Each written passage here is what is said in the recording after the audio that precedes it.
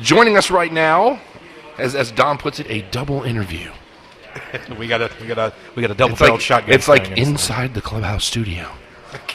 Joining us right now, Greg Hughes and Bret Hart. Gentlemen, good afternoon to you. Is it still? Good afternoon. Oh, is it official evening? It is. Did you guys want us to bring you a beer? There's a beer in my hand. Sometimes I wonder. Is it Miller time yet? Oh, it's always the Miller time somewhere. Yeah, speaking of which, you saw that story this week, didn't you? That them and Bud are merging? I noticed that you mentioned that the other day. That's the wrong. Cubs? That's an unholy alliance. Bud and Miller are merging. The Cubs have a shot at the World Series. I think those are two biblical signs of Armageddon. I'm not sure. I may have to double-check my facts on that. Was that a film reference? That's all I know. Dogs and cats living together, mass hysteria. But you guys are here for a very special reason, and we're going to let you take it from here. Oh, fantastic. Hi, I'm Bret Hart. And I'm Greg Hughes. And we just pulled into town, and we're glad to be yes, here. welcome to our fine burg. You've had a bit of a drive, I'm sure. We coming did. from Austin, I'm assuming? Yeah. Yes. And the thing is it seems like it would be like that. It's not. But it's not. Yeah, we're actually live around the world, and for people that don't understand, driving from Austin to Dallas, you look at it on a map and you're like, oh, just a straight shot. Au contraire, mon frere. Exactly. I was dreading it. I head "Do we get a down train?" to Gatesville outside of Waco a lot, and just that drive, and I'm only probably 45 minutes out from Austin. That's at the that worst point. part. Yeah, that's when you hit all the construction, but you guys are here with somebody who's upstairs right now. Go ahead and tell everybody about it. I'm the director of Ain't It Cool with Harry Knowles. Greg is one of our awesome producers. We have about a half dozen awesome producers on the show, and I hear my my apologies, guys. It's all right. I'm used to, by the way, being able to say cut, so this is really weird for me. Really weird. Yeah, we don't edit. We very rarely edit, if ever. I dread that. But anyway, so yeah, we have a show called Ain't It Cool with Harry Knowles, and we're very honored to be here. Greg and I started our career in Dallas, and it's kind of like a 360 full circle.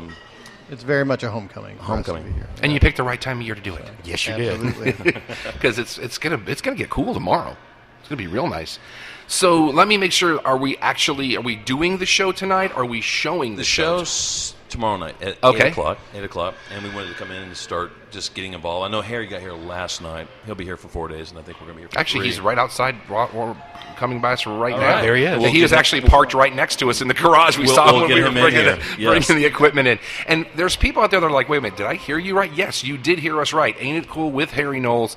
This is the guy who, if he doesn't do what he does, we might not be doing we're what not we doing do. what we're doing. Oh, yeah. that's very cool, guys. And this is probably 20 years ago? Creeping up on I'm now? Gonna, I'm going to let him speak for his history on it. In 2011, I left L.A., Los Angeles, as I call it, and I came back to where I love, which is Texas. And I got a call, said, do you want to go meet up with a guy named Harry Knowles? I said, absolutely. Greg and I produced a movie called Bone Dry years before, and Harry wanted to interview me. Okay. Finally, I've always been interested in him. I always thought he was a fascinating guy. And when I went down, I did not realize how much he and it's the first time I heard the word geek. In a positive context? Exactly. I was Yeah. gonna And say, the first time I was I've been like, hearing that since I was 6. should I be offended? Not at all. But that's when I discovered the whole film geek thing. And he and I were on the same page. He said that the reason why I got the job was directing the show is I brought up Marcel Delgado. Greg, do you know who that is? I do not. I'm a film geek. There you go. That's right. Which he actually created the armature that was in King Kong. Ooh. Oh, okay. Very nice. Yes, and the weird thing is when he's describing the show, the guys at Nerdist had no idea. You talk about a webisode show, and I was already in the process of creating some. I was up in Oklahoma. I wanted to be near my daughter, and I was getting ready to pitch YouTube when they contacted me. I'm sorry, I'm spitting into the. Oh, it's okay. You're good. I got it on my eye on the levels. You're good. But anyway, so yeah, I went down there and we started talking about this show, and I was like, man, this kind of sounds like a kind of like Gremlins, Joe Dante, kind of like Amazing Stories kind of thing. And we were on the same page. Walked out of the meeting. I said, you guys at Nerdist had no idea what we're getting ready to do, because it's not green screen, it's not some B-roll. It's going to be All immersive. practical? It's very immersive. We built the set. There's a whole lore to Ain't It Cool about a basement, which we all know in Texas do not exist. No. And I'm from Florida, and I love when people pitch basements. I'm like, they don't have those in Florida Exactly. either. We Yeah. saw something recently. What was it? where it was pitched in Florida, and they're like, it's in the basement. I'm like, no, Paper it's Towns. not. Paper Towns, wasn't Paper it? Towns, yes, you are correct. But anyway, so yeah, we met in Austin, which is the place I always wanted to retire. And by the time we were done, we were like, we're going to make this show. Nobody at Nerdist had any idea what we're going to do. And the evolution from being a webisode, 30 episodes on YouTube, to now being on PBS in 73 stations. Wow. It's surreal. It's surreal. We had more money when we were doing it on YouTube, and that brings Greg. Greg basically saved can I say cuss words? We can let you go to My rear. ass. My rear. Gotcha. My ass. We're trying to keep the F-bombs out of it if we can. Well, then, Harry, we'll have to. Anyway, so yeah, he saved my ass. We don't have a dump button. We better build one. But yeah, Greg, take it from here. So I brought you into the project too. Yeah, Save so my butt. I helped during the first season when it was a webisode with some extra gear and stuff. My production company donated to the show and helped everybody get the show done the first season. And then when we actually did this new season, that's the first broadcast season. Again, I was there for equipment support, but then in the post, I really helped get the show ready for broadcast. So my background is Save my ass again. my background is in commercial production, and so we ran all the shows through my post facility and delivered them to PBS and got them ready to air. Well, let's back up just a little bit, because I think that we may be missing the framework that this is in. For people that do know him, they know what he does, they know about the website. The TV show's a little bit different. So let's kind of give our listeners a background of what Ain't It Cool with Harry Knowles actually is. It's Pee-wee's Playhouse for film geeks. This is true. It's in an actor's studio. You now have my attention? It's very much like you just said, Pee-wee's Playhouse meets inside the actor's studio. So it's academic because it's Harry. Mm-hmm. Absolutely. And Harry and I both are always on the same page. So like we reference a film, but what we try to do is take whatever the theme is, we try to immerse the audience in it. So if we have Wes Craven, which we were very fortunate to work with, You got one of his last interviews? Very nice. And the weird thing is before the bad news, the week before, I was posting that he was my favorite interview because I had such a connection to him.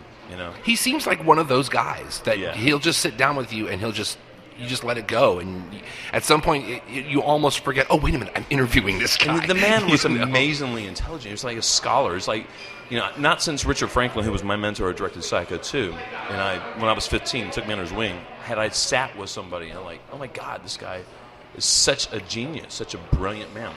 But forgotten more than we'll ever know collectively, Yes. probably. Brother, you ain't lying. Yes, and we just first off, one of our underwriters, our exclusive sponsor is IMAX, which you go from a YouTube show. This has been a Cinderella story to IMAX, helping us get it out there to 73 so far, Mark. So far. Right? Oh my gosh, it's unbelievable. And they asked for, do you have any more footage? We have a lot of footage with a lot of interviews, but we went to Craven because he was one of our favorites. Wow, because I've always been in awe of the guy. Speaking of a man whose ears must be burning, joining us right now is the namesake of said show, Harry Knowles. Welcome, sir. Welcome to the show.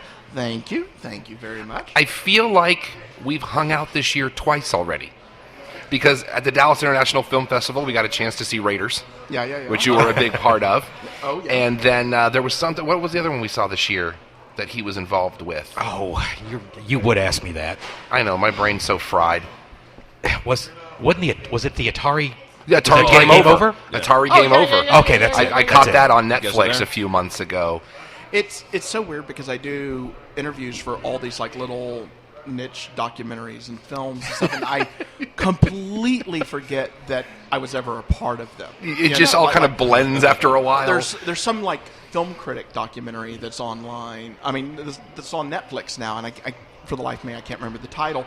But it was one of those where they came, they interviewed me. I had fun with it. They were in my dad's house, and it was like 12 years ago. And then like 6 years later, they say, hey, you're in this documentary about film criticism. And I'm just like, what are you talking about? And like still today, I get all these people calling up, "You're the most passionate film critic I've ever met in my entire life." And it's just sort of amazing. Well, I like to say that I was able to see what he's here for, and it was incredible. I love how you add your dad in everything, Well, but I got to say this one thing, and I'll get running. He got one of the final interviews with Wes Craven. We were just talking about that just now, actually. Incredible. Mm-hmm. Yeah, it was. I'm a hand away. Thanks, Don. Thanks a lot on that. Yeah, it was one of those things where we just had to tape some promos for IMAX, and it's the first time that I've ever talked to a dead man as though he were alive. Uh-huh. And it was such a bizarre process because, I have an earbud in one ear hearing the voice of Wes Craven. Oh, dear. And I'm supposed to interact non-emotional. I'm joyful. Oh, wow. You're alive. You're in my magic globe. And not only is it a magic globe, but it's a Madame Leota magic globe. And Madame Leota is the witch in the globe from Haunted Mansion. Yeah, which I was just there. And there's room for one more. And I'm talking to Wes Craven, who's dead in the Madame Leota globe. I was thinking about that when I was editing that. I was looking at it a couple days ago. I was like, of all people, Wes Craven actually would appreciate and respect and enjoy it. He had seen the show right before that, and he raved about it. So it's like, so you we're said paying homage to a man the first we really first respect. season was online, and the First second season was YouTube, and then Harry and I, with a handful of wonderful supporters, and our Kickstarter supporters, we raised the funds to start another season. When we first started, we thought it was going to be on YouTube, and then it went to PBS. PBS approached us, and when they did that, about halfway a whole through ballgame. the Kickstarter, we had that 30 days that you have to do a Kickstarter. Right. About day 16, we got approached by a friend of mine who is the showrunner for Austin City Limits on PBS. Could do a lot worse. Well, I partied but the fact with that this. he likes the show is pretty cool. Look, I've seen this man so drunk he soiled himself, right? And that was 30 minutes after I had soiled myself. So we are brothers of soil. There was goes by bonding involved. I like to say we're soul brothers, but it doesn't mean what everybody else thinks it means, right? So he approached me and says, Harry, soil brothers. They're very dependable. Did on we each just other. coin an Urban Dictionary term? I think on we this just shit? did. Hey, Ain't that cool? When I come back to Dallas, it's kind of surreal to me because I have a whole life before. My life has become in the basement with Harry, this magical basement for the last Yeah, and years. let's talk more about the show. Oh, yeah, sorry. Tomorrow night, right? Here at the Angelica. Doug from Up. It's like squirrels. We've done a whole podcast based on that. Are you kidding me? Hi there. We've built 5.5 years on that alone. I tell you, what you got to do is you got to have somebody who has a bunch of flashcards that you don't know what are. They're off to the side of faces, and that way you look over and just go it's like Marlon Brando. It's That's James how I Garner, direct it. go. So tomorrow night here at the Angelica, how many episodes are we going to be able to see? 2. Okay. Are they the first 2 of this season? No. Okay. One's Bo Williman. I don't know what the other one is. The other one is Mr. Craven. Oh, really? Oh, God. So are these airing now on PBS? So Bart watched all our episodes, and we tried to figure out what were the best. Bart Weiss, is he not the best? Is he not? We're I'll tell you huge what. fans of him. So Harry and I, the second season was, the first season was a complete joy. The second season, when we went into it thinking it was going to be an internet thing, thought it was going to be 6 months commitment, and we loved working together. We loved our team. It was going to be so simple, and then when you elevate to broadcast, there's such a defining line. It becomes a completely different thing. And you've if you never don't have as done much an actual half-hour television show before. No, I've done features, I've Yeah, done commercials, and it wasn't so much that we had enough content, but we had PBS giving us their guidance, and it's one of KLRU is amazing, so we listened to their advice. We didn't do everything they said. One of the words that they wouldn't let me say on PBS. It's not a dirty word. Okay. I've already said Apparently it it on the is. show, but it's frigging. Right? Really? Well, it's because of digital. But it stayed in because they love us. Yeah. No. And I just argued it's all over television. People, people don't use it the way I use it, and Right. I use it as a substitution for the other FING word, Unless you're Galactiflan and you say what is it? Fracking. Fracking. Yeah. Yeah. God, Sorry. I love that show. Okay, so we're getting 2 episodes tomorrow night. Yeah. Are they currently airing on PBS? They are currently airing in 73. Okay. Wow, we're up to 73 now? 73. I know. I had How many text. states now? In over, I think it's 50. I think it's 50. It's Congrats, we can actually And say that. forgive my ignorance, 6 weeks ago is our local PBS show- Yes, affiliate. yes, Yeah, it oh, is. yeah, yeah. Yes, So it is. KERA Channel 13 in Yes, they Dallas are. is showing it right now. Indeed. Well, I believe they're beginning to show it in, I think, November is when they Okay. started. I know they were on the list. I know that So Dallas you- was on the I- We are I believe literally that's what in New York to LA, I read somewhere. from Hawaii to Alaska. We started out in Austin. I moved back from LA to be closer to my daughter. Ended up in Austin. We are now 6 weeks later. Once IMAX came in, this is amazing. Our show is not shot in IMAX. My Our favorite show is a thing very is shoestring there thing. my favorite thing is there are tourists drunk off their butts on rum in the Virgin Islands watching my show. And That later is on, we might so be as well. freaky. My thing is I mean, you would not believe the Ned Beatty squeal he made when I said that we were going to PBS, because he was like, we didn't raise enough money for that, yeah. right? Like Brett here unfortunately has to deal with the reality of the fantasy that is Harry Knowles. Okay, The fine line has to be walked. No. But I'm in that same world, so it's a fantasy to me too. When you're raising $100,000 to do 6 YouTube episodes, that's amazing, Right? revenue. When you're doing 6 PBS episodes, and by the way, we delivered 7. Very Okay, nice. we And one of them promised we 6, air tomorrow. we delivered 7, and We scream.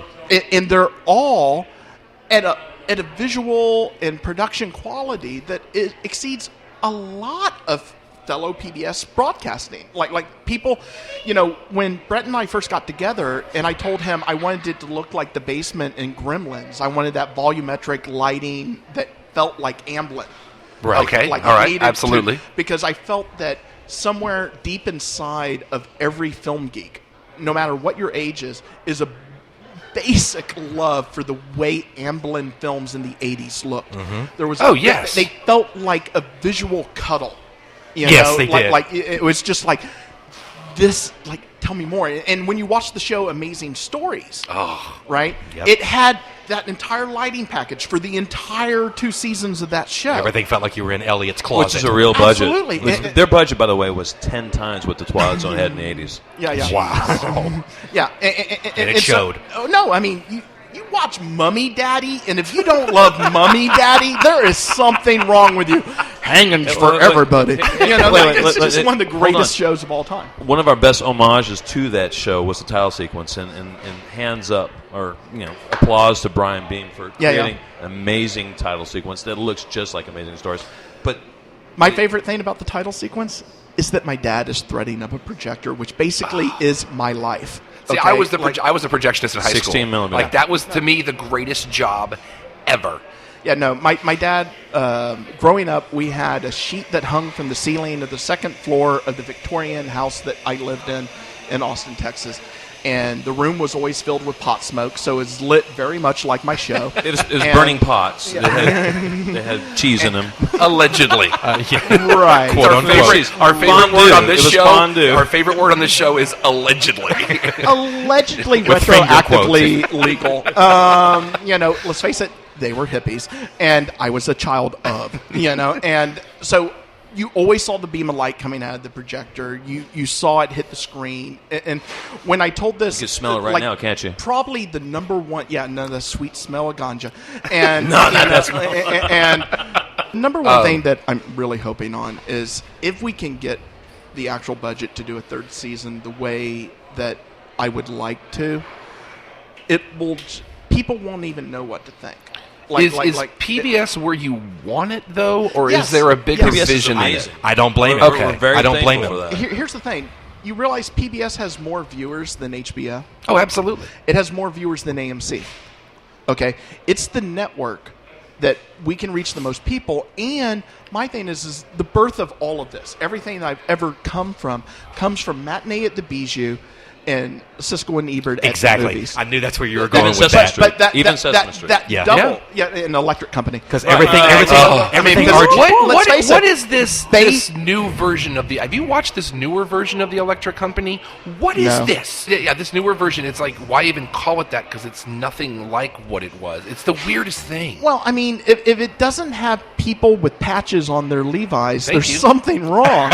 Like Let's go back to that. Okay, the reason why is it's a franchise, it's a name, it's easy to market. What we just created, I started thinking about this because I'm trying to develop another film. There's so many genres that have been done and done and done again. Nothing has been done like our show, except for what other shows would you compare it to? nothing. I mean, Exactly like right. honestly, because I We mean, immerse I the did- viewer into the genre. So excited to see this. So they're going to start to air soon. No, we are airing. Oh no, Well, they're but already here airing. where we are, it's coming soon, and other markets I don't it know is what airing. date Yeah, that yeah. is. No, it's sometime in November is when the Dallas market starts. So up. there's 7 episodes in season 2. but they're going to Actually, replay let's the step that heck back. out of them. We don't call Good. it season 2. Okay. Because there was a Nerdist season, that was a webisode season. This is a progression, and now we're on broadcast. It's evolved. Okay. In many ways, Harry and I. It's the first television season. It's first. Fair enough. You We know. had Okay. to Fair step enough. back from the entertainment value of it. Okay. Well, we didn't have had the to- we had money walk to away from do the self- entertainment value what's the that word we for did it? the first season. If you think about it, the first season, most of those that first all those episodes that are on YouTube, on a per minute basis, they had a higher budget. Yeah, they had value. 3 times the budget. So there was Yeah. less self-indulgence, and what we had to focus on is our message. So if we had an interview with Wes Craven or Danny Boyle, we focused on how to... We had a 2-hour interview with Burt Reynolds. We had to focus on how to give an audience the best... We could have gone 30 minutes with it. We gave them 7. And Yeah. it's a really good 7. I mean, Well, and we the had main some thing amazing material to is share. when we're doing 7 minutes, every bit of those minutes has visual effects in it because And we on have top a of that- magic globe that Burt Reynolds' head is floating around in. I love that Harry cheerleader. is probably the best at interviewing in the sense he gets people off their game. Yeah, Yeah. off their topic, and that level of comfort. And we find out things that no one's ever shared before. So, I mean, we interviewed Burt Reynolds, and it was like an amazing interview. We had Wes Craven. Every interview is so different than anything people will see before. That's why our show is so. I think the combined efforts of the two of us, we put in, all of us, we put in 110% to create something that no one's ever seen before. Outstanding. I'm excited to see this. I am too. For me, what I try to go for is, like there's the way we talk about film when we're like on a podcast or something, and it's, I mean, unless you went over to Twin Peaks and got a little loopy like Or the me, place Allegedly. between, or the you place got between that I two went. shiners in front of you like my director over here. I offered them one. Yeah, I bet He you did. No, he really did. I bet you did. He offered a Miller. If he had said sign, I'd have taken him up on it. what I tried to do with the show is talk as passionately as, like, if you've ever waited in a line outside a movie for hours and hours Oh, with no, we've fans never done that. of the show, and you sit around and you're like playing cards or you're playing Trivial Pursuit and you've been drinking and you've been having fun, and you just, it's unrelenting. You don't have your censor on. You are alive, and it's like the films and the excitement of it just go and flow straight through you.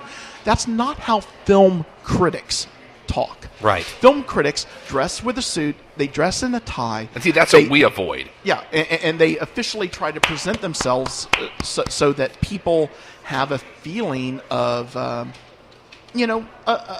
authority. What I try to do is I wear my crazy shirts, I wear my crazy shoes. I'm on my set that looks like a horror show basement. We keep it except weird, that like in Austin.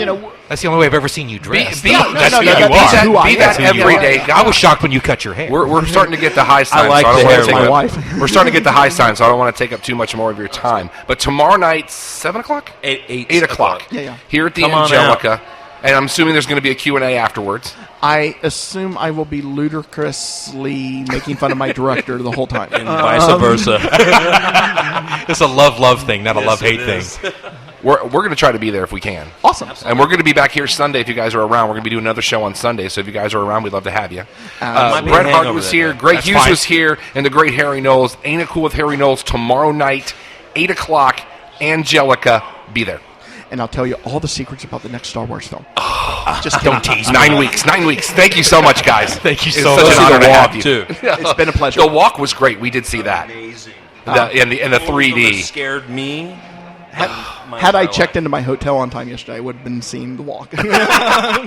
See you later. Thank you, sir. Take care.